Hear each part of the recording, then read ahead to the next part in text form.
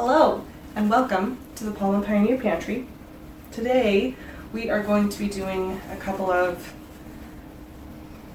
test preservation projects using some food that we have that is a little bit past its prime. So, for example, a little while ago I made some turkey broth out of a turkey that I bought for Christmas Eve dinner and then we didn't end up using. I overcooked the turkey, and so I was planning on using the turkey meat just to make basically chicken soup, canned chicken soup with later. And then I realized, I don't have any raw vegetables in the house, and we're in the middle of a pantry challenge, so I can't just go buy them. So I just stuck the meat in the freezer, but I stuck it in the freezer in these glass Tupperware, and it is already like desperately freezer burnt. And so, oops.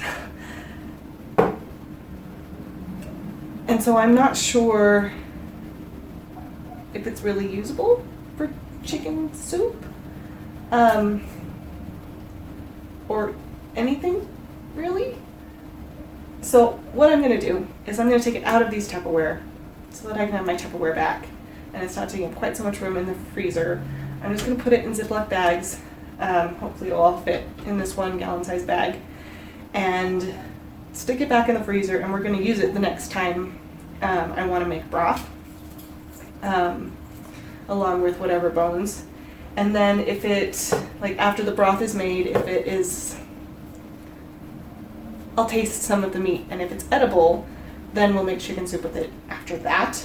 And if not, then at least we used it twice for broth. The other project that I want to try to do this afternoon is we were gifted a fruit basket over Christmas, and we just turned out great about eating fresh fruit.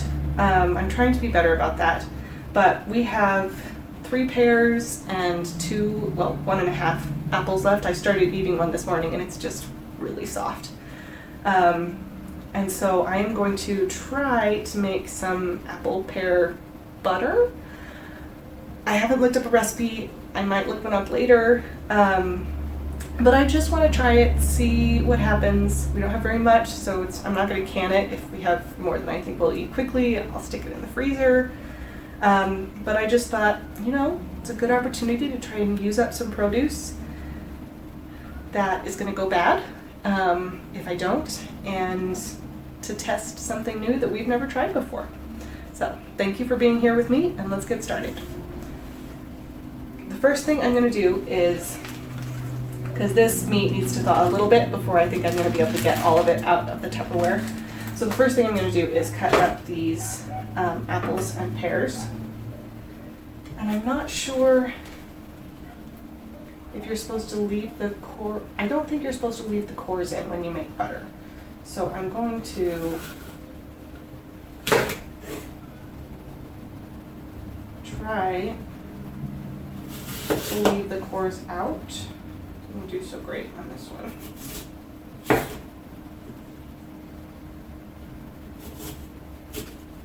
And this one is still very firm, but neither my husband nor I like green apples.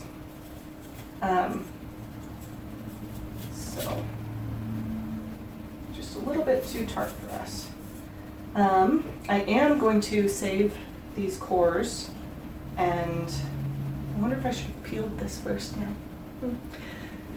You're just coming along for the ride as I try to figure this out. I am going to save the cores, and I'm not going to peel it at this point. I do have a food mill that I can run it through if I think it's just not reaching a consistency that we'll enjoy, but we'll see.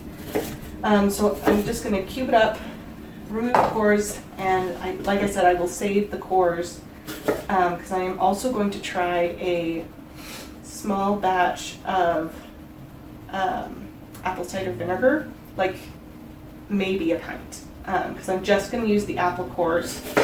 I guess I could do one of apple and one of pear, maybe. I'll have to look that up. because I've seen that that's a thing that you can do. And if we have more things to do with our fresh fruit, then maybe we'll buy and actually use more of it. And I think that eating more fresh fruit, especially when it's in season, or for apples in particular, if we can like buy some in the fall and then store them, I think that could be a really good addition to our regular diet. But I want to make sure that we have something that we would do with them if we don't get to it, or if we just, like with the cores, I know we could compost them, but I don't even have our compost bins built yet. So we'll see how that goes. Anyway, I'm gonna get these sliced up, and then I'll show you the other fruit that we're working with. I think, going to, so let me show you the other fruit that we're working with. So here's the apple I started eating this morning. And then we have these 3 pears. It was a fruit basket, so I think they're all different varieties of pears. Got a red pear, and then these 2 don't have stickers on them. And so I'm gonna go get a little bit of water. Since this apple is so much harder than the others, I'm gonna start it cooking a little earlier while I cut up the rest of this. But I need to get some water to start that out. So I'll be right back.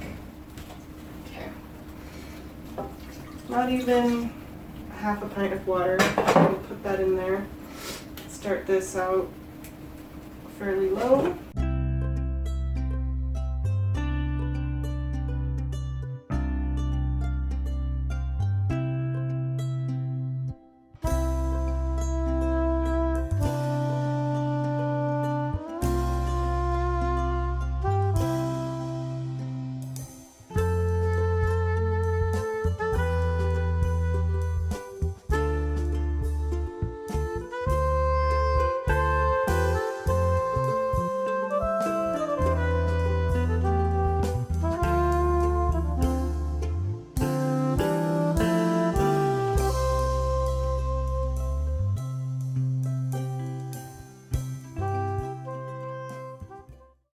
Okay, I've got all those apples and pears sliced up. The green apple's been in here. I haven't really done anything, but it's starting to heat up. Anyway, I need to go take care of a couple of things. So I'm going to put these in this pot, and I'm just going to turn the temperature on the lowest setting. I'll probably add the rest of a half pint of water to it just to make sure that nothing burns while I'm distracted. And then we will be back to check on this, get the frozen turkey into a Ziploc bag, and finish up this apple pear butter experiment. Okay, so I took care of a few things, and now we're back.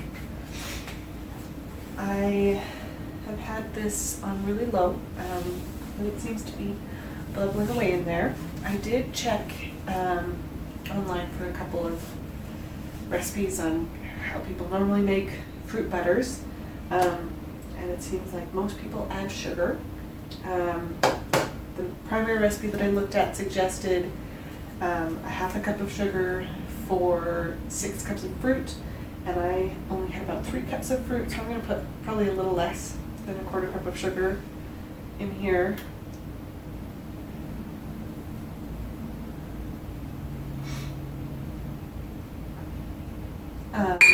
And it also says that you are supposed to mash the fruit as it's cooking and softening. Especially the chunks of green apple are still pretty hard in here. And I don't want the pears to start cooking down until the apple is softer. So I'm probably going to let this cook for a little bit longer. before I do any serious mashing. The recipe did also suggest putting lemon or lime juice in it, and I think that that acid would be helpful with breaking down the apples a little bit faster. So I'm going to add a little bit of that. Let me grab that out of the fridge. I'm going to add a little bit of lemon juice. It said up to a quarter cup, so I'm just going to do, once again, for 6, it said up to a quarter cup for 6 cups of fruit. So I'm just going to do that little splash.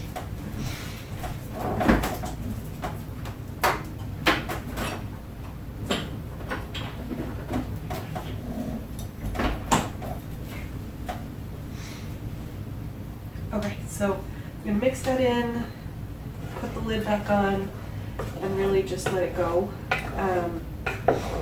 The recipe said that it often takes up to an hour to cook the fruit down, and my fruit's not even softened yet. I don't have that amount of time to just dedicate to standing at the stove stirring something. So I'm going to let it go really low and slow until the apples get pretty soft, and then I think I can probably take the time to stand here and mash the fruit and then let it really cook down. So in the meantime, I once again have this terribly freezer burned turkey meat that I need to deal with. So I've got my Ziploc bag here, and I'm just going to, it has thawed a little bit, which I needed it to thaw a little bit so I could get it out of the Tupperware. So we're going to see if I can get it all out of there and into this freezer bag. If you have any experience with freezer burned pre-cooked meat, let me know down in the comments if you did anything other than just throw it away. And if you did try to eat it, was it okay? Was it pretty terrible? Yeah, because I want to use it. I don't want to waste it, but the freezer burn is pretty bad. It hasn't even been in the freezer for that long. I didn't prepare it properly to be frozen, and so that's what happens. Well, good. I think this is all going to fit in the 1 gallon sized bag. So I will try to squeeze as much of the air out of here as possible, limit the damage to what has already been done, and then I will stick that in my freezer and have it available to use along with whatever bones and whatever else I use the next time I make turkey broth. And we'll see after that if the meat is edible and usable for chicken soup or shredded chicken or anything like that. I keep saying chicken because we use turkey basically interchangeably with chicken, other than the fact that we usually buy chicken in cuts and we usually buy turkeys whole. Hopefully someday we will buy our chickens whole or grow them ourselves, but for now that's how we usually do it.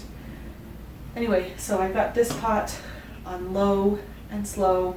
I'll come stir it every once in a while, especially since I added that sugar. I want to make sure that the sugar doesn't burn on the bottom. And then when I have a little more time to consistently devote to it, I will make sure I mash it and we'll start to cook it down. I might try putting it in the blender. I might try putting it through my food mill. One of the recipes suggested pushing it through a metal sieve. I have one of those. We might try that. We'll see. I just want to try this out and see how we feel about it, see if maybe it's something that we can do with future fruit harvests. So I'll see you back here in a little while. I almost forgot that we were going to try to make apple cider vinegar. So I don't have very many pieces of apple core, and I decided that the pears is just not good. I don't want to mix them, and I don't want to try both. So I'm just going to take these pieces of apple core and and stick them in this literally half-pint jar. And the post that I saw online about doing this called she did a half a gallon of apple cider vinegar, and she put 2 tablespoons of sugar. I wonder if this will even work because my water is just tap water, and I think you usually want like non-chlorinated water for things like this. So I might dump this out. We have some water in the fridge that we filtered just through like a Brita filter. So I'm gonna filter this water out.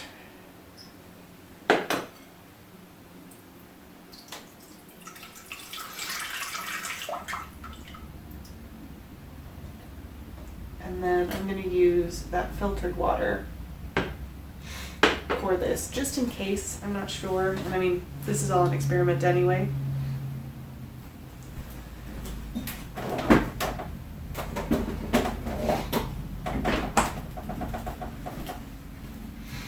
Okay, filtered water. She said you want to make sure that all of your pieces are covered by water. They're floating, so I'm not sure I'm supposed to keep them under the water, but there's enough water in there to cover them, so I'll try and figure out how to keep them from floating.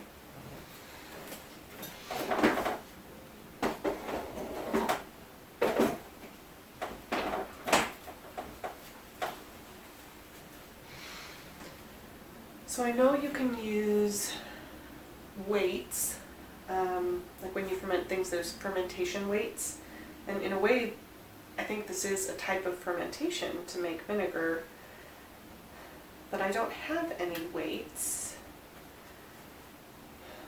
so I might have some little cups. Let me see what I can find. I'll be right back.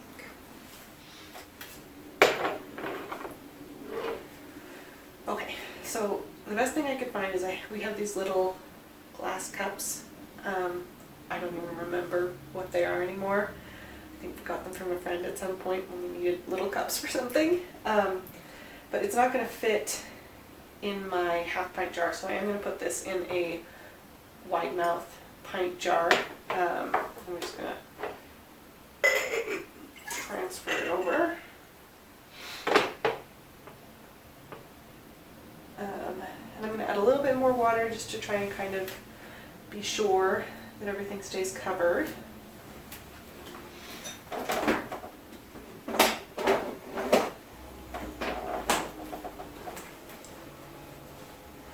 If this works, I get the feeling it's going to be a very weak vinegar because there's so much water compared to the amount of apple core.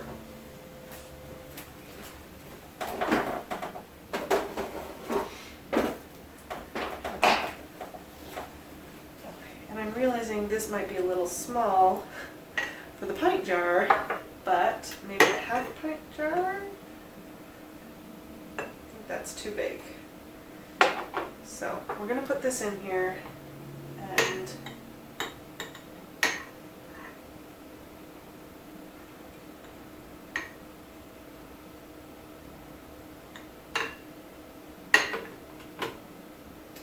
trying to catch all the pieces under.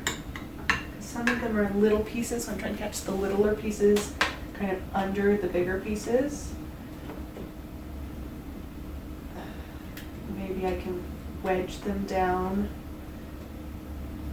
And we'll just take out these 2 tiny little pieces that are not 3 little pieces that are just not staying down. Okay, so those are kind of wedged, and since they're wedged, I don't need quite as much water, so I'm going to dump some of that out.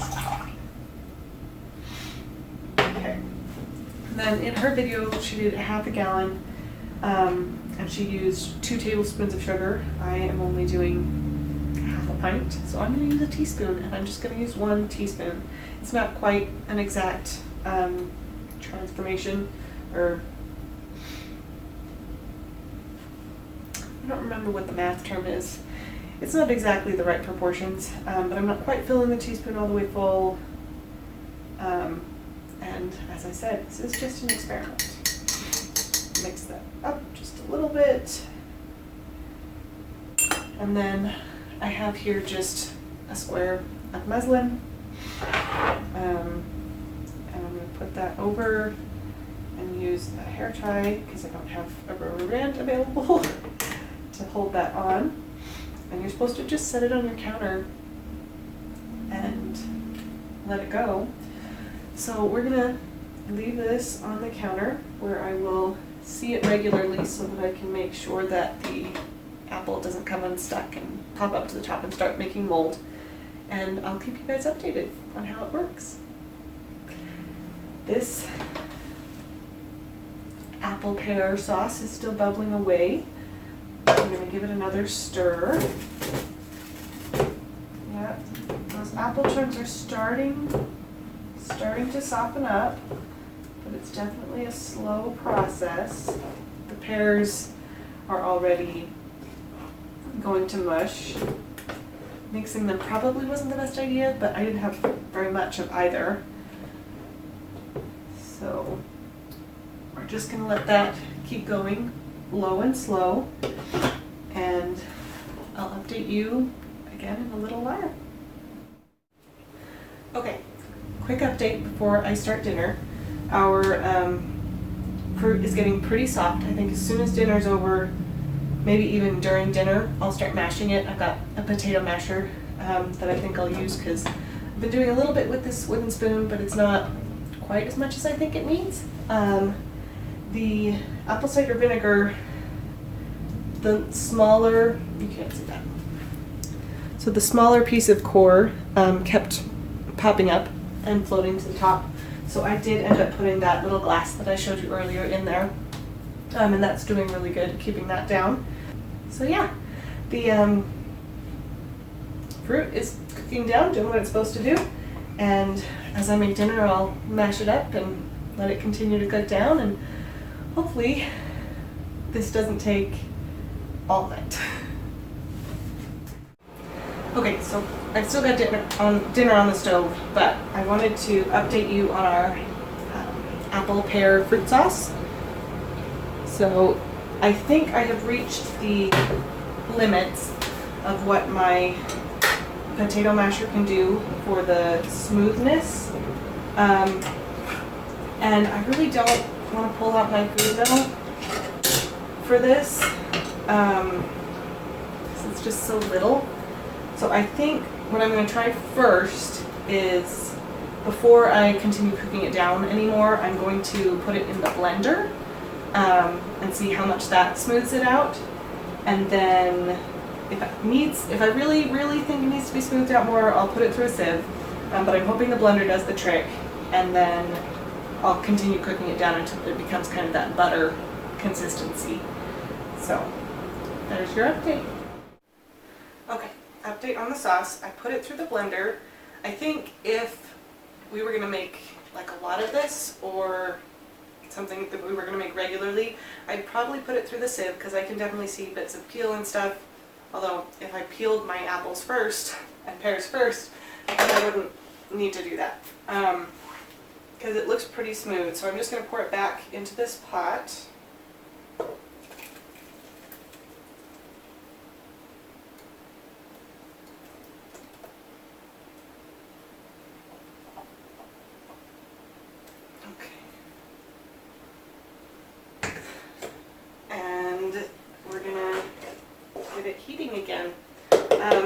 And this time I am probably going to heat it up to a simmer, is what they say,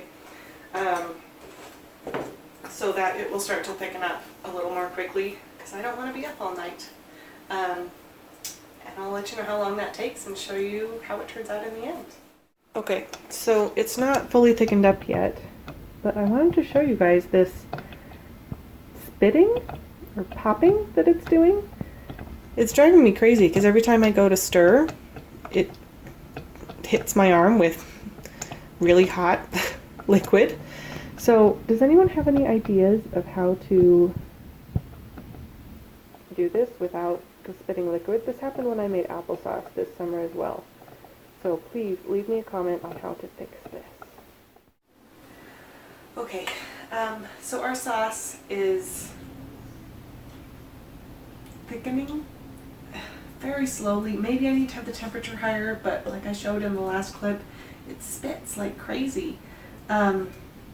So I think I'm just going to call it here. I'll show you. You can see it's definitely not a fruit butter yet. But it is a sauce, and I mean, we like applesauce well enough, so we'll try an apple pear sauce. I'll put it in a pint jar probably and just stick it in the fridge, and we'll eat it over the next week or so. I do want to try making fruit butter again at some point, but I will definitely do more research before I do that. So yeah, there's our fruit butter. We've got our apple cider vinegar sitting out on the counter. I will try to update you on that in other videos. And our turkey is in the freezer awaiting the next batch of broth. So thank you for spending time with me in the kitchen today and doing some random preservation projects. So it's been a few weeks. Wanted to check back in with you on these random preservation projects that we did in January.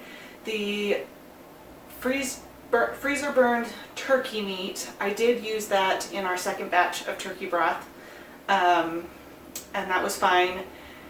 Afterwards, I still felt like I didn't really want us to eat it, so we used it for dog treats over a couple of weeks. The apple pear butter was really good. I think we probably didn't need to add any sugar to it. The apple cider vinegar that we attempted to make, I am not sure if I just like completely messed up by putting this little cup in there or what, but there is, I'm going to pull this out so you can see, mold. I think that the slimy parts is actually mother, like it's actual like vinegar bacteria, but with there being that mold on there, I'm not really comfortable using that in any way, like as a cleaning product or to eat. So I am probably just going to throw this out. But I did buy a couple of fermentation lids and springs that should be here in a couple of days, which is good because I have also started a batch of homemade cleaner. You'll see that in February's random preservation projects, and I need something to make sure that that stays below the level of the vinegar. And hopefully I won't have this same problem with mold growing.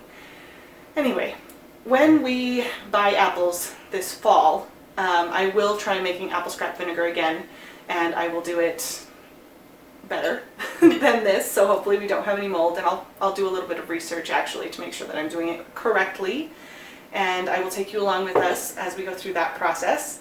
And in the meantime, thank you for being here with me as we did these random preservation projects. Let me know in the comments if you enjoyed this and what random preservation projects you're doing around your kitchen. If you want to see some more videos, I will put a couple of those right here. And if you want to follow along with us, please subscribe. Thank you for being here, and we'll see you next time on the Palma Pioneer Pantry.